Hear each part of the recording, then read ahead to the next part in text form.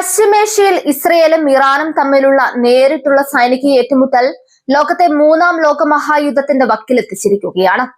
മിസൈലുകളും ഡ്രോണുകളും ആകാശത്ത് തീതുപ്പുമ്പോൾ ലോകത്തിന്റെ കണ്ണുകൾ വാഷിംഗ്ടണിലും ടെൽ അവീവിലുമാണ്.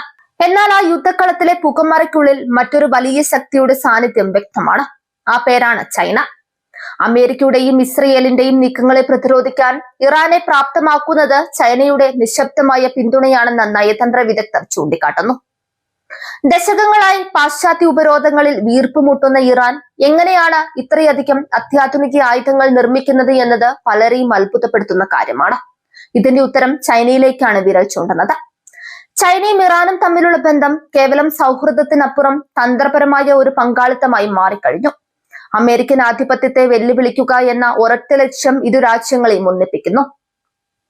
ഇറാന്റെ സാമ്പത്തിക മേഖലയെ താങ്ങി നിർത്തുന്ന പ്രധാന ഘടകം ചൈനയിലേക്കുള്ള എണ്ണ കയറ്റുമതിയാണ്. അമേരിക്കൻ ഉപരോധങ്ങളെ കാറ്റിൽ പറത്തിക്കൊണ്ട് ചൈന ഇന്നും ഇറാന്റെ ഏറ്റവും വലിയ എണ്ണ ഉപഭോക്താവായി തുടരുന്നു.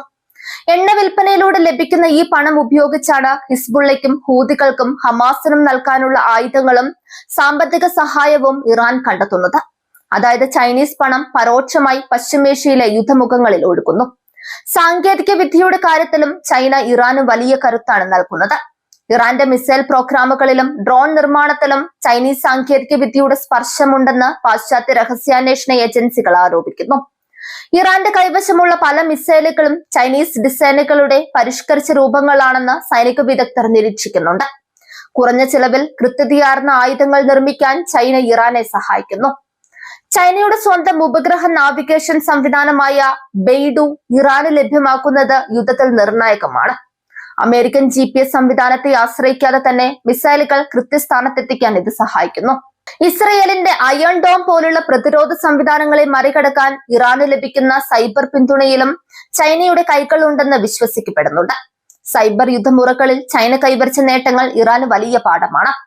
ചൈനയുമായി ഇറാൻ ഒപ്പിട്ട 25 വർഷത്തെ സഹകരണ കരാർ പശ്ചിമേഷ്യയിലെ ശക്തി സമവാക്യങ്ങളെ പാടെ മാറ്റിമറിച്ചു. $400 ബില്യൺ നിക്ഷേപമാണ് ഈ കരാറിലൂടെ ചൈന വാഗ്ദാനം ചെയ്തിരിക്കുന്നത്. അടിസ്ഥാന സൗകര്യ വികസനം, ടെലികോം, സുരക്ഷാ സഹകരണം തുടങ്ങിയ എല്ലാ മേഖലകളിലും ചൈനീസ് സ്വാധീനം ഇറാനിൽ വർദ്ധിച്ചു വരികയാണ്. ഇത് ഇറാന് അന്താരാഷ്ട്ര തലത്തിൽ ഒറ്റപ്പെടില്ലെന്ന ഉറപ്പ് നൽകുന്നു. അമേരിക്ക ഇസ്രയേലിന് നൽകുന്ന നിരുപാധിക പിന്തുണയ്ക്ക് തടയിടാൻ ചൈന റഷ്യയെയും ഒപ്പം നിർത്തുന്നുണ്ട്. മോസ്കോ, ബീജിംഗ്, ടെഹ്റാൻ എന്ന പുതിയൊരു ശക്തി അച്ചുതണ്ട് രൂപപ്പെട്ടു കഴിഞ്ഞു.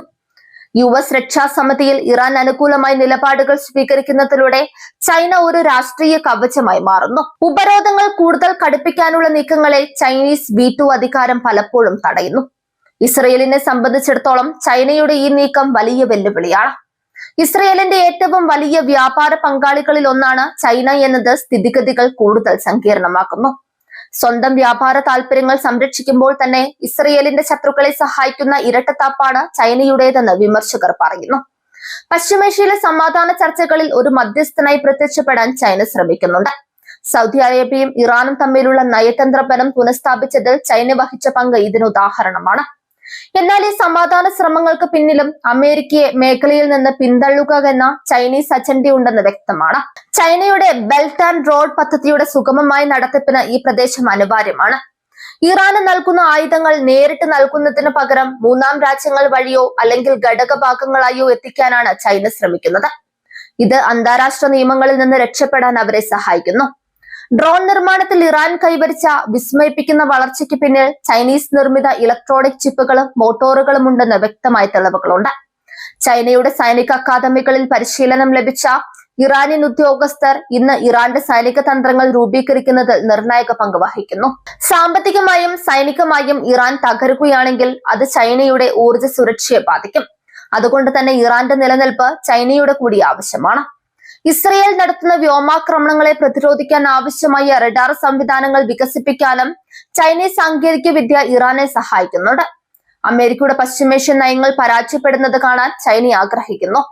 ലോകത്തിന്റെ ശ്രദ്ധ പസഫിക് മേഖലയിൽ നിന്ന് മാറ്റാൻ ഈ സംഘർഷം ചൈനയെ സഹായിക്കുന്നുണ്ട്. തായ്വാൻ വിഷയത്തിൽ അമേരിക്ക ചെലുത്തുന്ന സമ്മർദ്ദത്തിന് പകരമായി പശ്ചിമേഷ്യയിൽ അമേരിക്കയെ കുരുക്കിലാക്കുക എന്നതാണ് ബീജിംഗിന്റെ തന്ത്രം.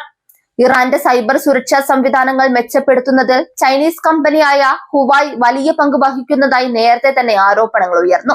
പാശ്ചാത്യ ബാങ്കിംഗ് സംവിധാനമായ സ്വിഫ്റ്റിന് പകരമായി ചൈനയുടെ സ്വന്തം പണമിടപാട് സംവിധാനങ്ങൾ ഉപയോഗിക്കാൻ ഇറാനെ അവർ പ്രോത്സാഹിപ്പിക്കുന്നു. ഇത് ഉപരോധങ്ങളെ മറികടക്കാൻ ഇറാന് എളുപ്പമാകുന്നു. ചൈനയുടെ ഈ നിശബ്ദ പിന്തുണ ഇല്ലായിരുന്നുവെങ്കിൽ ഇസ്രയേലിനെതിരെ ഇത്രയും വലിയ തോതിൽ മിസൈൽ ആക്രമണം നടത്താൻ ഇറാൻ ധൈര്യപ്പെടില്ലായിരുന്നുവെന്ന് രാഷ്ട്രീയ നിരീക്ഷകർ കരുതുന്നുണ്ട്. ശീതയുദ്ധകാലത്തെ ഓർമ്മിപ്പിക്കുന്ന തരത്തിലുള്ള ചേരിതിരിവാണ് ഇപ്പോൾ പശ്ചിമേഷ്യയിൽ ദൃശ്യമാകുന്നത്. ഒരു വശത്ത് അമേരിക്കയും ഇസ്രയേലും, മറുവശത്ത് ചൈനയുടെ തടലിൽ ഇറാനും സഖ്യകക്ഷികളും.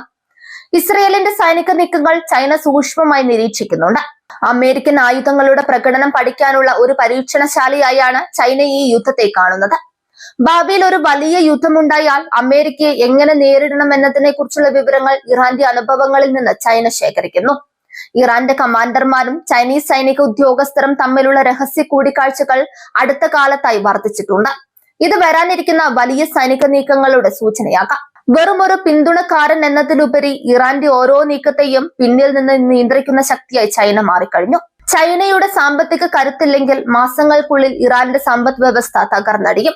ഇത് തിരിച്ചറിയുന്ന ഇറാൻ ചൈനയുടെ താൽപര്യങ്ങൾക്ക് മുൻഗണന നൽകുന്നുണ്ട്.